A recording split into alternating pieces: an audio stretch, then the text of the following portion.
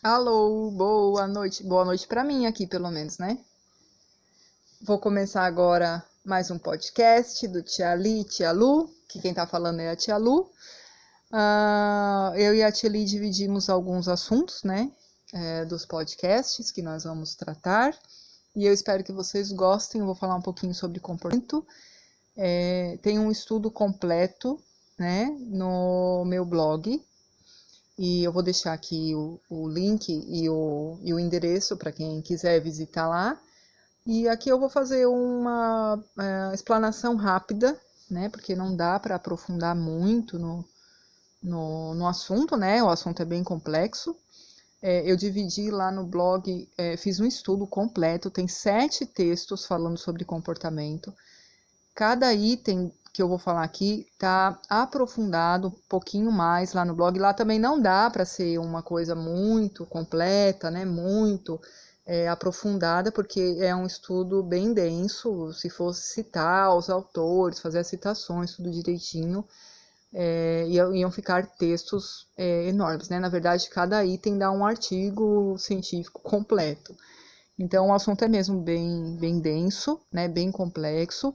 Não é à toa que a gente estuda 5 anos de psicologia para começar a entender sobre comportamento. Depois a gente tem que fazer pós e tudo mais. Então, vocês entendam, né, que aqui é só uma introdução, né? Então, primeira coisa que eu vou falar é que o comportamento ele é fisiológico. Então, uma parte do comportamento, uma parte do nosso funcionamento para o comportamento, ele depende do funcionamento dos nossos neurotransmissores, dos hormônios, do nosso funcionamento fisiológico do cérebro. Então, como que o cérebro dá comandos para nós? Como que o cérebro comanda alguns dos nossos comportamentos? Claro que não todos, mas vamos pensar assim, ó, por exemplo, se você pensar nos comportamentos de comer, de se agasalhar, de dormir. Então, tudo isso vai ter uma participação grande aí do nosso sistema fisiológico, neurológico, né? Nosso sistema biológico. Então, o funcionamento químico, o funcionamento neuroquímico, ele tem grande participação na forma como nós nos comportamos. Isso é um primeiro ponto aí para a gente começar a pensar. O segundo ponto que eu gostaria de falar é que o nosso comportamento ele é consciente e inconsciente. Então, algumas abordagens da psicologia, algumas teorias da psicologia vão levar a consciência e a inconsciência mais a fundo do que outras. Mas, no geral, dá para falar que todas as abordagens entendem que existe uma porção do comportamento que é consciente e que existe uma porção do nosso comportamento que é inconsciente. O que isso quer dizer? Basicamente, assim, a grosso modo, falando de um consenso entre todas as abordagens, tá? Isso vai variar um pouco de teórico para teórico, mas no geral dá para dizer que alguns comportamentos a gente sabe que está se comportando daquele jeito porque a gente faz um comportamento intencional para aquela situação. E outros comportamentos a gente faz sem perceber que fez. Ou faz e não sabe por quê. Percebe que fez, mas não sabe por quê. Nossa, eu não sei por que eu faço isso. Eu fico com raiva quando a pessoa fala de tal assunto, mas eu não sei exatamente por que eu fico com raiva. Então, seria uma parte consciente, essa que a gente domina melhor o comportamento, a gente sabe por que a gente faz, a gente consegue controlar e tudo mais. E uma parte mais inconsciente é essa que a gente não entende direito por que a gente se comporta de certa forma diante de alguma situação, ou que a gente não sabe que se comporta, consegue controlar o comportamento, mas não sabe direito de onde vem, né? Outra coisa importante quando a gente pensa em comportamento, o comportamento ele sempre é fruto de uma percepção. E as percepções variam de pessoa para pessoa. Então, por exemplo, aquilo que vai gerar medo em algumas pessoas, em outras não vai. Depende do quê? Depende da percepção dela. Se você está andando na rua e você vê um cachorro, algumas pessoas não vão passar, vão parar, vão voltar para trás, vão esperar o cachorro ir embora, vão esperar alguém vir pegar o cachorro e botar o cachorro para dentro do quintal, sei lá, e não vai passar. Outras pessoas vão ficar com certo receio, mas vão passar. E outras vão passar e não vão nem perceber que o cachorro está lá. Do que isso depende? Depende da nossa percepção do que é um cachorro. Qual é o risco que esse cachorro está trazendo para nós? Aí vai ter várias questões. Tudo vai ter a ver um pouco também com a nossa experiência anterior. Né? Quais são as experiências que nós já tivemos com cachorros, né? Nesse caso, por exemplo. Mas a gente pode ampliar esse exemplo do cachorro para várias outras coisas. Então, o nosso comportamento, ele depende da nossa percepção. O que é isso? Qual é o risco que isso me traz? Eu preciso ter medo disso? Eu posso gostar disso? Eu posso não gostar disso? Então, as percepções que a gente tem a respeito das coisas mudam o nosso comportamento. Por exemplo, um outro exemplo para a gente ampliar um pouquinho a reflexão, né? Uma pessoa que entende que todos os homens são ruins, são abusivos, são violentos, teve experiências ruins com homens, de repente esteve numa família onde havia violência doméstica, do pai com a mãe, e a tia também sofria, e a avó também sofreu, e aí ela criou essa ideia que todos os homens são violentos e que todos os homens são abusivos. Isso é uma percepção muito singular daquela pessoa, muito própria daquela pessoa e da experiência que ela teve.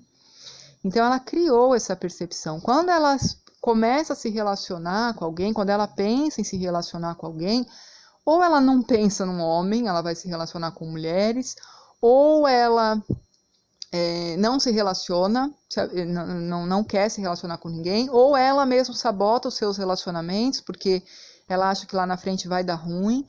Então, é uma percepção que muda comportamentos. Todas as nossas percepções participam nos processos dos nossos comportamentos, né? Outra coisa que também influencia o nosso comportamento são as consequências.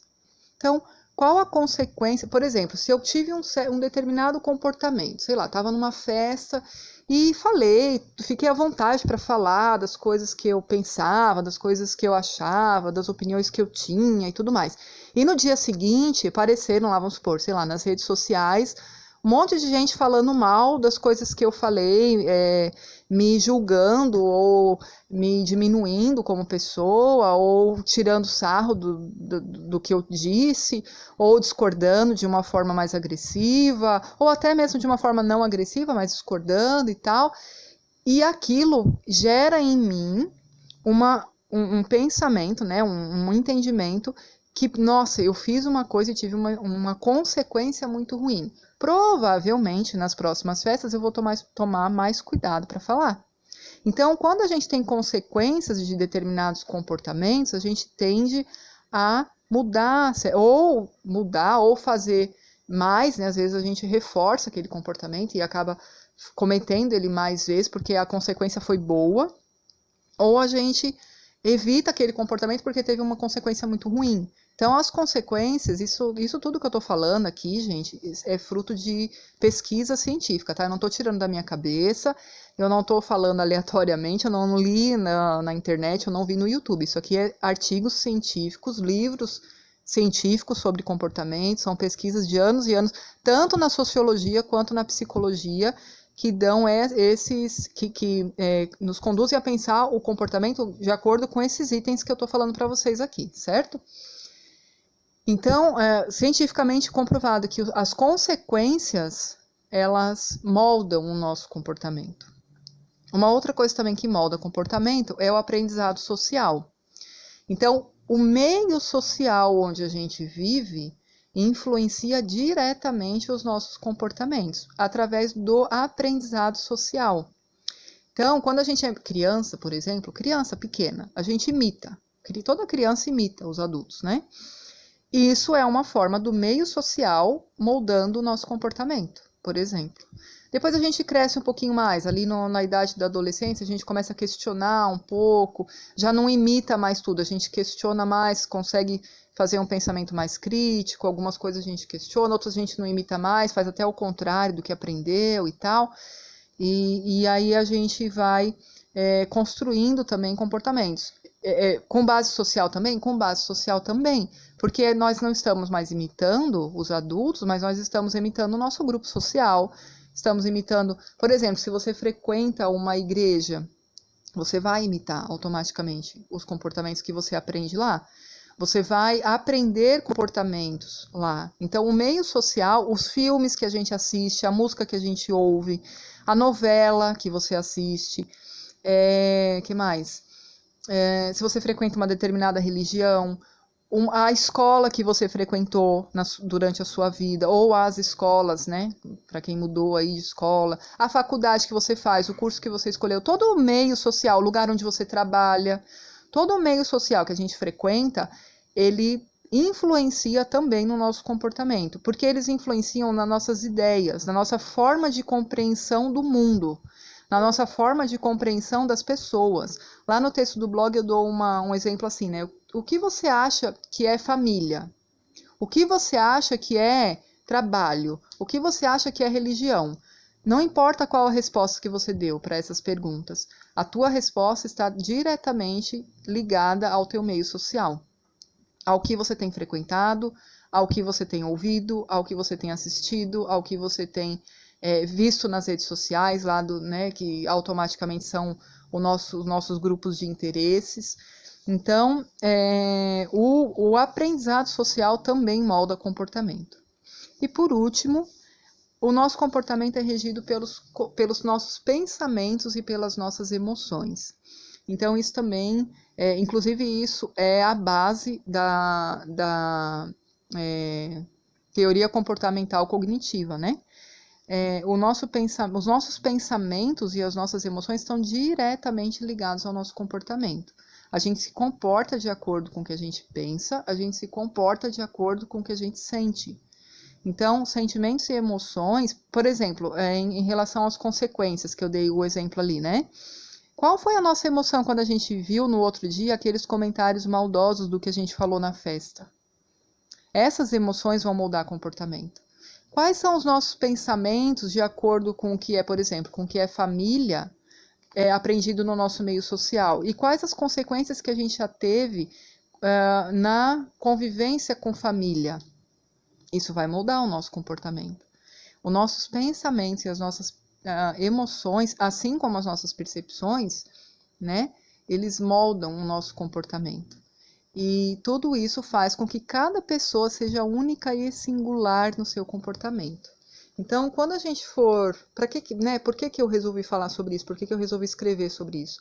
Porque quando a gente for pensar num comportamento, né, ou às vezes até julgar, né, tem pessoas que julgam o comportamento dos outros, mas como que faz uma coisa dessa e tal? A gente tem que pensar um pouco sobre tudo isso. Qual que é o funcionamento fisiológico que foi construído ali naquela pessoa? Como que foi construído aquele repertório de comportamento de acordo com o funcionamento fisiológico dela? Às vezes, pessoas que têm transtornos, por exemplo, elas têm um comportamento fisiológico prejudicado. E aí o comportamento dela fica prejudicado. A percepção dela, de repente, fica prejudicada e prejudica comportamentos. Então, são muitas variáveis, entende? Quando a gente pensa sobre o comportamento, ou nosso mesmo, ou de outra pessoa, a gente tem que analisar tudo isso daqui. Então, não é fácil, não é simples, comportamento é uma coisa complexa. Como eu disse, não é à toa que a gente estuda 5 anos para começar a entender, né? E a gente tem que tomar muito cuidado quando a gente julga comportamentos dos outros e quando a gente tenta entender também os nossos comportamentos, ou para melhorar alguma coisa, ou para tentar se conhecer mesmo, ou de repente tomar atitudes diferentes em certas situações, enfim. Pensem em tudo isso que acontece com relação ao comportamento. Tá? Quem quiser ler mais, quem quiser se aprofundar um pouquinho mais, estão lá os textos no blog, lueducaonline, psicologia e sociologia.wordpress.com. Eu vou deixar o link, vou deixar escrito para vocês poderem acessar, quem tiver vontade. E é isso aí, eu espero ter contribuído com alguma coisa hoje para o teu dia, tá bom? Um abraço para você, até mais, até o próximo.